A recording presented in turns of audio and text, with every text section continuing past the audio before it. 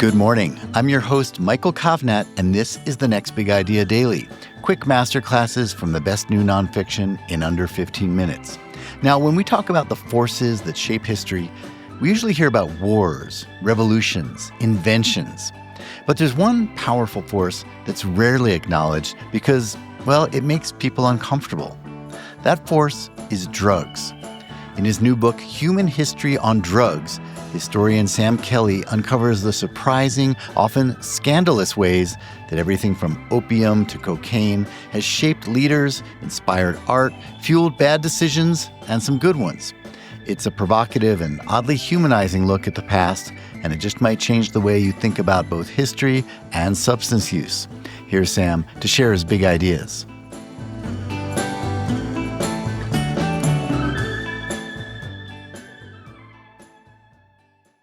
Hi, I'm Sam Kelly, and I love telling awesome stories from history. Here are 5 insights from my new book, Human History on Drugs. Insight number 1. What you were taught in school isn't necessarily what happened. I'm not saying your teacher deliberately lied to you, but they definitely left out some juicy details that maybe weren't appropriate to share with a room full of rambunctious middle schoolers. Or maybe your teacher didn't want to be accused of tarnishing the reputation of beloved historical figures. Take George Washington, the father of our country. In school, kids learn that he's cut down a cherry tree and then confessed to his father, saying, "I cannot tell a lie." Is that story true? No, absolutely not. It was a lie invented by his biographer, a guy named Mason Locke Weems, to sell more books. You can Google that. I'm not making this up. Maybe your teacher mentioned in passing that Washington had fake teeth, which is true, but I'll bet they didn't tell you the full truth. His teeth weren't made of wood, they were real teeth taken from real people, some from corpses and the rest from enslaved people that George Washington owned. Not only that, but Washington drank opium every night to deal with the pain of wearing these incredibly primitive dentures in his mouth. I understand why your teacher didn't want to tell you this stuff. But whitewashing textbooks isn't the answer. Scrubbing away references to drug use and pretending it didn't happen doesn't make it go away. If you want people to learn from history, they need to know what actually happened. Famous historical figures led complicated, messy lives, like we all do. Famous people from history weren't superhumans. They were real people with flaws and vices, but their drug use is rarely mentioned because it doesn't fit in with whatever theme or narrative someone is trying to convey. Instead, we get manicured historical narratives that don't reflect the multifaceted people they actually were. Consider Sigmund Freud. Everyone who takes an intro to psychology class learns about Freud. Textbooks will say almost parenthetically that a few of his specific notions, like penis envy or the Oedipus complex, are no longer widely believed, but they emphasize his revolutionary theory of a subconscious mind that influences how we think and act is absolutely foundational to the understanding of modern psychology. But they downplay or omit entirely the fact that Freud used tons of cocaine. When he was a 28-year-old research assistant in Vienna, he was dying to make a name for himself, and he latched onto cocaine as his ticket to fame in the medical world. He absolutely fell in love with this stuff. He used it all the time and prescribed it to his patients.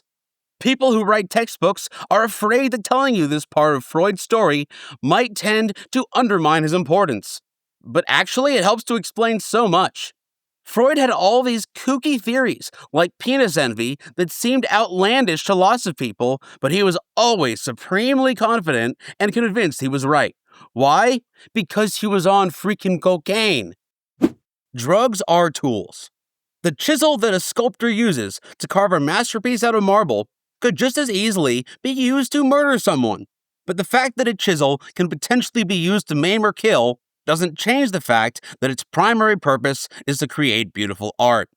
Drugs are tools. Most are intended for beneficial purposes, but sometimes end up being used in ways that cause harm. Elvis Presley is a good example.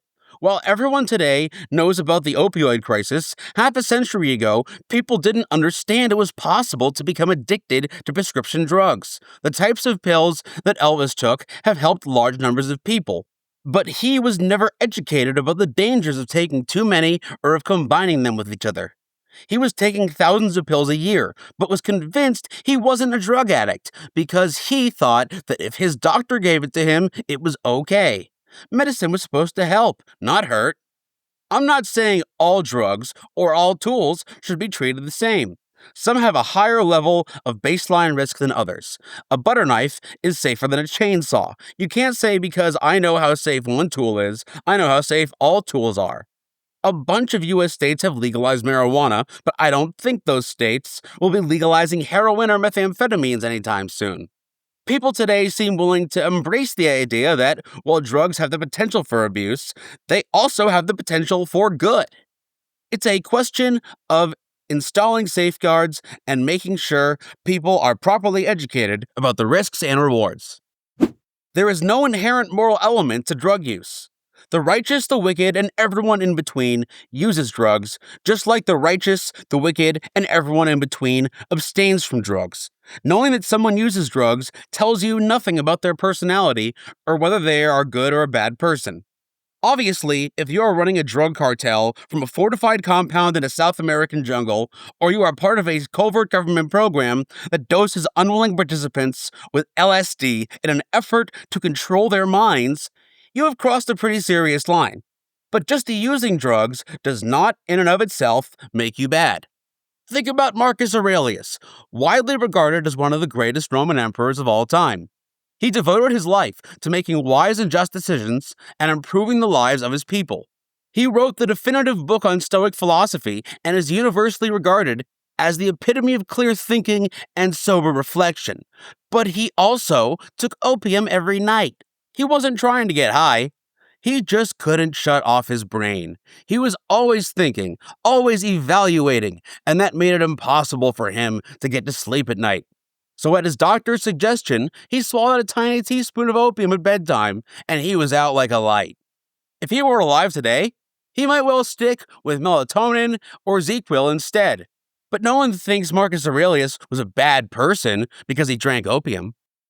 History can be incredibly entertaining. Some people think history is boring, but history is literally everything that's ever happened. Do you know how many truly insane, bizarre, and fascinating things have happened in the past? Sure, history includes some boring stuff, but it also includes all of the coolest stuff that's ever happened. So if you think history is boring, you have been focusing on the wrong parts of it. It's like seeing gold nuggets in the dirt and walking right past them. Forget about memorizing names and dates and who won what battle. How about the fact that we had a pope who was 80 years old, and when he needed a burst of energy, he drank cocaine wine? Or that William Shakespeare smoked cannabis, Vincent van Gogh drank paint and turpentine, and Steve Jobs soaked his feet in the toilet to relieve stress. All of that is history too. So is this. Scientists looked inside the mummy of one of the greatest Egyptian pharaohs and found cannabis. Queen Victoria chloroformed herself and called it delightful beyond measure. And President Richard Nixon used to drunk dial his cabinet members in the middle of the night and order them to nuke Cambodia. History is filled with incredible true stories that are every bit as exciting and weird as anything you could ever make up. You just have to know where to look. Thank you, Sam. Okay, everyone, you can get a copy of Human History on Drugs using the link in the episode notes. That's our show for the day. If you got something out of it, please leave us a 5-star rating and a glowing review so others can find it too. And stay tuned to the next Big Idea Daily, because this week we're going to bring you lots of big ideas that will make your life a little brighter. I'm Michael Kovnat. See you tomorrow.